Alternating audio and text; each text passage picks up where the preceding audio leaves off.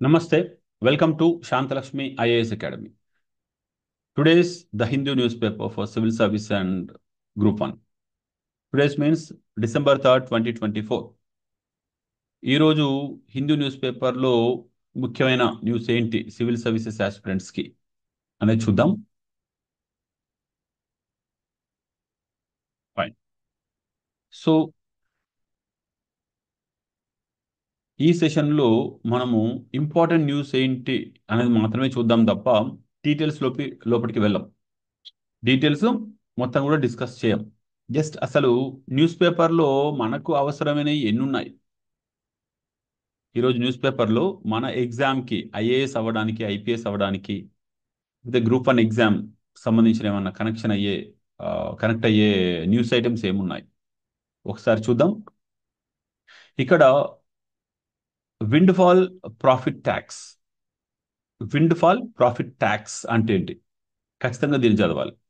ఇలాంటివి చాలా రేర్గా, ఇది దాదాపు ఒక 4-5 ఇయర్స్ బ్యాక్ ఒకసారి డిస్కషన్లోకి వచ్చింది, మళ్ళీ ఇప్పుడు వచ్చింది. అసలు విండ్ ఫాల్ ట్యాక్స్ అంటే ఏంటి, ఇది నేను క్లాస్లో డిస్కస్ చేస్తాను, బట్ ఒకసారి దీన్ని సింపుల్గా చెప్తాను. ఏదైనా మార్కెట్లో సిచ్యువేషన్ వల్ల ఎక్స్ట్రాడినరీ ప్రాఫిట్ వచ్చిందనుకోండి, అప్పుడు ఆ ప్రాఫిట్ పైన గవర్నమెంట్ ట్యాక్స్ వేస్తుంది. అంటే ఫర్ ఎగ్జాంపుల్, క్రూడ్ ఆయిల్ని మనం ఇంపోర్ట్ చేసుకున్నాం, మన దేశపు కంపెనీలు ఇంపోర్ట్ చేసుకున్నప్పుడు తక్కువ రేటు కొన్నారు, కానీ సడన్గా అక్కడ రేట్లు పెరిగాయి. పెరిగినప్పుడు వరల్డ్ వైడ్గా మళ్ళీ ఈ ఆయిల్ ప్రైసెస్ పెరుగుతాయి. అప్పుడు వీళ్ళ దగ్గర ఆల్రెడీ తక్కువ రేటుకు ఇంపోర్ట్ చేసుకుని ఉన్న దాన్ని తక్కువ మార్జిన్తో అమ్మరు, లేటెస్ట్గా మార్కెట్ ప్రైస్ ఎంత ఉంటే దాంతో అమ్ముతారు. ఫర్ ఎగ్జాంపుల్, $30కి $30కి ఒక బ్యారెల్ చొప్పున కొన్నారనుకోండి. ఒక బ్యారెల్ అంటే దానికి మెజర్మెంట్ ఉంటుంది, ఒక ట్యాంక్ అనుకోండి. ఒక ట్యాంక్ కొన్నారనుకోండి, మినీ ట్యాంక్ $30కి. కానీ రేటు మార్కెట్లో కొన్న తర్వాత అది $100కి పెరిగింది అనుకోండి. ఇప్పుడు వీళ్ళు మార్కెట్లో $100 పైన అమ్ముకోవచ్చు కదా, అంటే $70 వీళ్ళకి లాభం వచ్చినట్టే కదా. నిజానికి వాళ్ళు 30 కొన్నప్పుడు ఏ 40-50కో అమ్ముకుంటే $10-20 లాభం వచ్చేది, కానీ ఇప్పుడు $70 లాభం వచ్చింది. అంటే మార్కెట్లో కొన్ని ప్రత్యేక పరిస్థితుల వల్ల ఊహించని విధంగా లాభాలు వచ్చినప్పుడు ఆ లాభాల పైన కూడా గవర్నమెంట్ ట్యాక్స్ వేస్తుంది.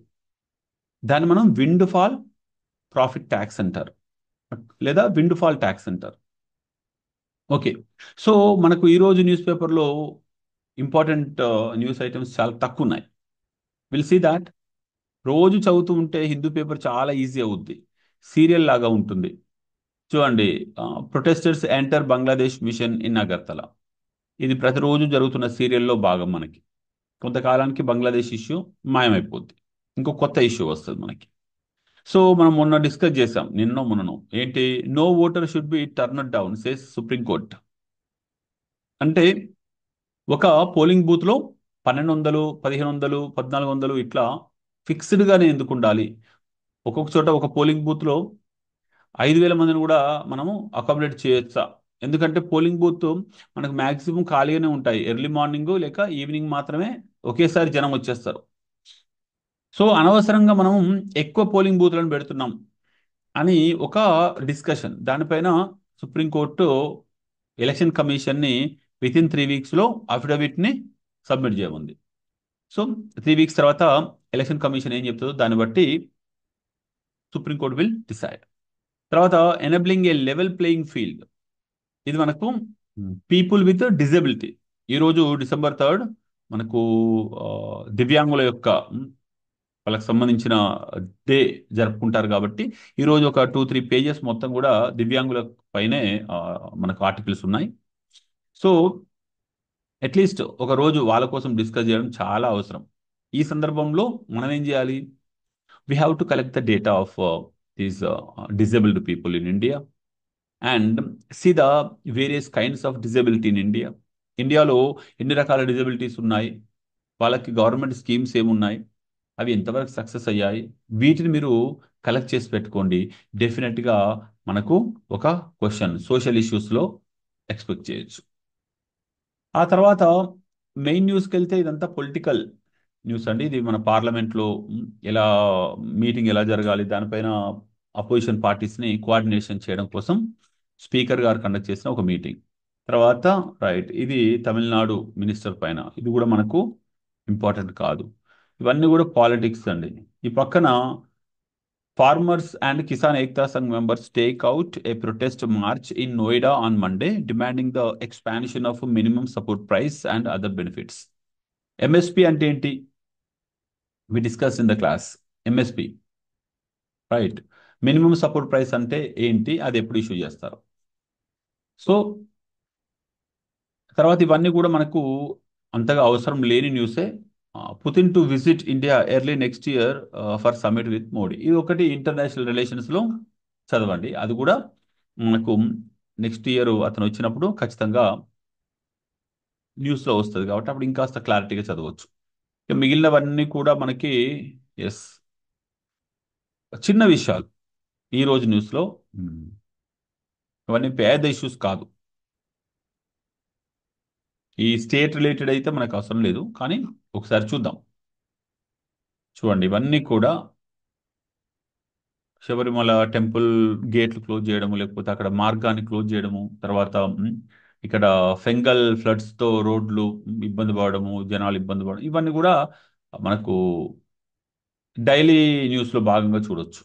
Navy to hold operational exercise in January, ఇలాంటివి ఏమన్నా వస్తే ఇది మనకు ఇంటర్నల్ సెక్యూరిటీ లేకపోతే సెక్యూరిటీ ఫోర్సెస్ రిలేటెడ్గా చూస్తాం అంతే. అంతే తప్ప దీన్ని కూడా మేజర్ ఇష్యూగా చూడం. Okay, let us go ahead. Protesters barge into Bangladesh mission in Agartala, pull down flag. Yes, obviously బంగ్లాదేశ్లో హిందువుల పైన దాడులు జరుగుతున్నప్పుడు ఇక్కడ ఉన్న హిందువులు వాళ్ళకు మద్దతుగా ఇటు బంగ్లాదేశ్కు వ్యతిరేకంగా యాక్షన్కి రియాక్షన్ ఉంటుంది కదా. ఇది మనం ఇండియా బంగ్లాదేశ్ రిలేషన్స్లో భాగంగా చూస్తాం. But you don't need to read that daily incidents, right. ఇవన్నీ కూడా ఇంపార్టెంట్ కాదు. చూడండి, you deals for 26 Rafale M jets, 3 Scorpene submarines to be signed. Navy chief ఏమంటున్నారు? ఇది మనకి ఇంపార్టెంట్ ఈ ఒక్క న్యూస్. ఎందుకు? ఇంటర్నల్ సెక్యూరిటీలో భాగంగా లేక కరెంట్ అఫైర్స్లో భాగంగా ఇంటర్నేషనల్ రిలేషన్స్లో భాగంగా మనకు అవసరం. ఈ రఫాల్ అనేవి ఏ దేశం నుండి తీసుకున్నాము? ఫ్రాన్స్ నుండి. సో దాంట్లో మ్యానుఫ్యాక్చరింగా లేకపోతే కంప్లీట్ మ్యానుఫ్యాక్చర్డ్ దాన్ని ఇంపోర్ట్ చేసుకుంటామా? ఇది ఒకసారి చదివితే మనకు కొంత ఇన్ఫర్మేషన్ తెలుస్తుంది. ఆల్రెడీ అగ్రిమెంట్ ఉంది మనకు, ఐ థింక్ 40,000 crores అనుకుంటుంది దాని కాస్ట్. ఇదంతా కూడా మనకు పార్లమెంటులో లోక్సభలో ఏం డిస్కషన్ జరుగుతుంది అన్న దానిపైన. ఇది ఒక ఇంట్రెస్టింగ్ థింగ్ ఏంటంటే ఇక్కడ Maharashtra village plans A re-election with ballot paper. అంటే ఈవీఎం మాకొద్దు, ఈవీఎంతో వచ్చిన డెసిజన్ మేము యాక్సెప్ట్ చేయట్లేదు, మేము మళ్ళీ ఒకసారి బ్యాలెట్ అంటే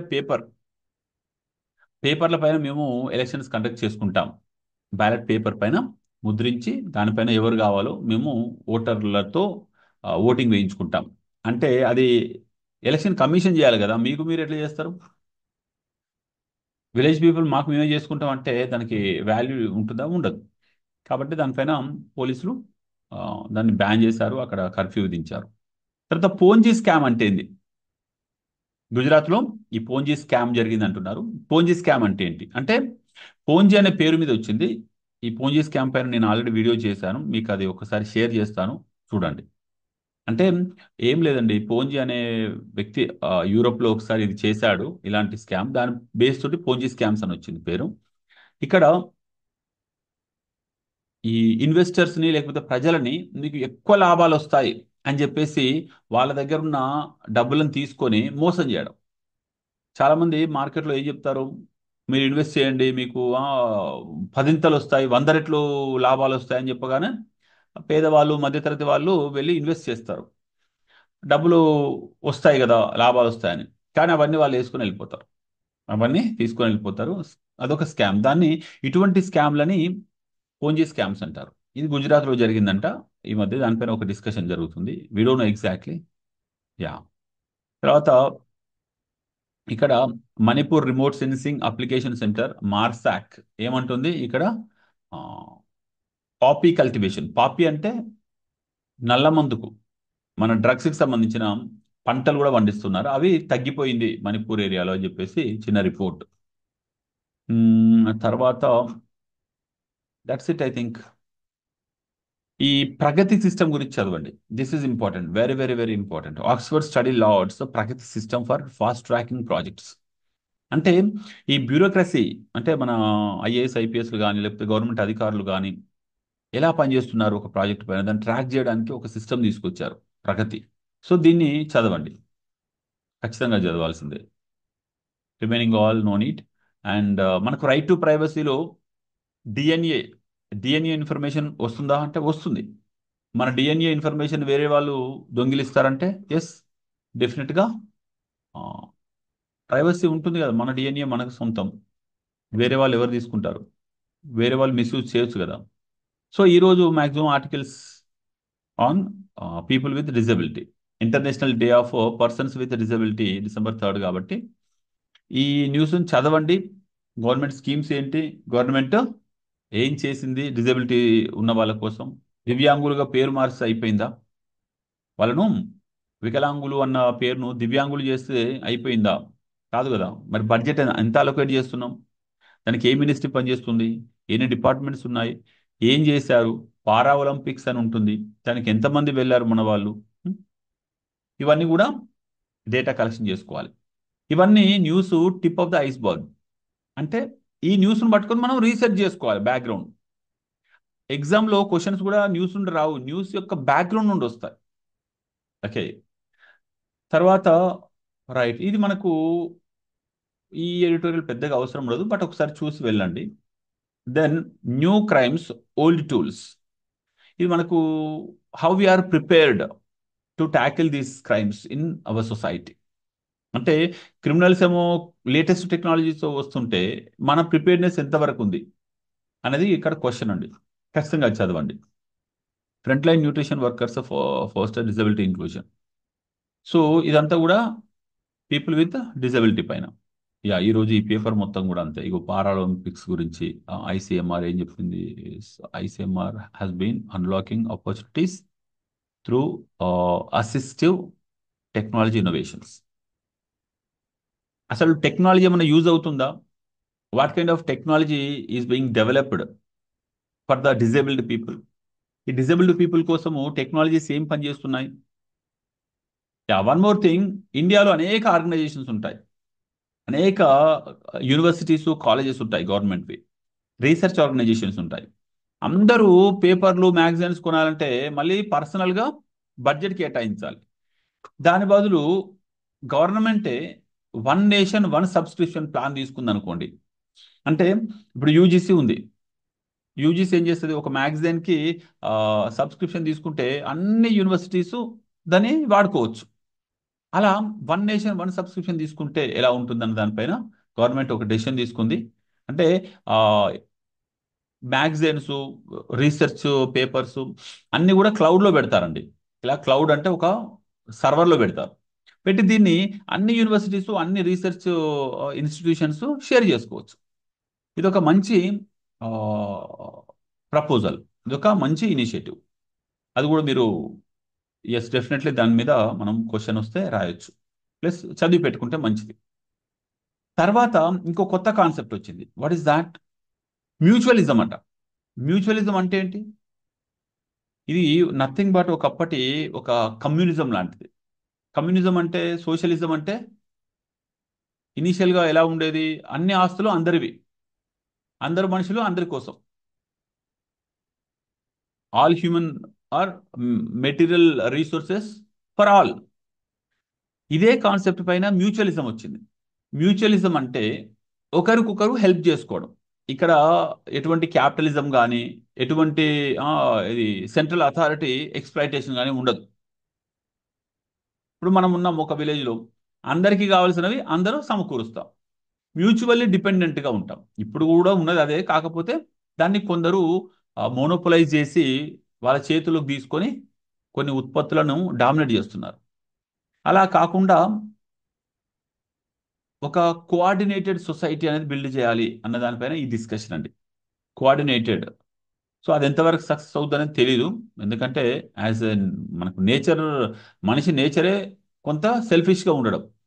అప్పుడు క్యాపిటలిస్ట్ ఐడియాలజీతో ఉన్నవాడు ఎక్కువ వర్క్ చేసి ఎక్కువ గ్రో అవ్వడానికి ట్రై చేస్తాడు. అందరి కోసము అన్నప్పుడు అంత హార్డ్ వర్క్ చేస్తారా?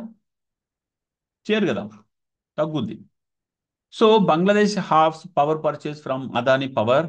మీకు తెలుసు అదానీ పవర్ ఈ మధ్య ఆ, అదానీతో రిలేషన్స్ చాలా దేశాలు తగ్గించుకుంటున్నాయి. ఎందుకంటే అమెరికాలో ఆ, ఈ అదానీ సంస్థ పైన లంచం పైన కేసు బుక్ అయింది కాబట్టి. తర్వాత panel preparing new base year for national accounts. ఇది చదవచ్చు.